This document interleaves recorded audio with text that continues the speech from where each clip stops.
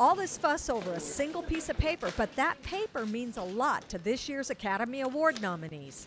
You see, these are the final ballots for the Oscar Awards, and the guys from PricewaterhouseCoopers are overseeing the transfer of the ballots to the U.S. Postal Service.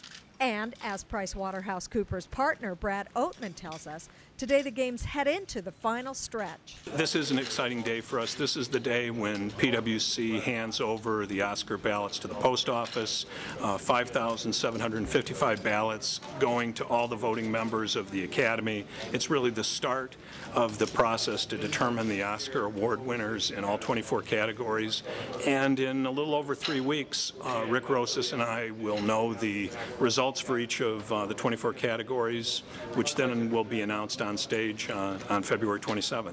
Additionally, PwC partner Rick Rosas stresses that the company takes their job seriously, especially when it comes to security. We come through as a firm and validate each and every ballot and each and every voting member to ensure that they're eligible and going to the right place.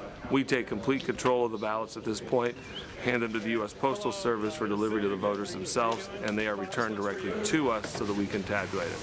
The ballots are due back on February 22nd, 5 p.m. Pacific time, which means if they arrive at 5:01, they get iced from the count. We get a lot of volume the last day, both from the Postal Service and occasionally people who walk their ballots into our office to make sure that they meet the deadline. So I wouldn't say it's a huge volume of people, but we always have a few.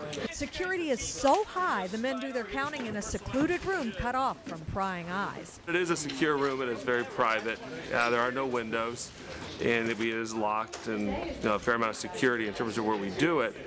And it is ultimately just Brad Oltmanns and myself who do the final tabulations for every category, such that Brad and I are the only two who know who wins prior to those envelopes being opened on stage. And there they go.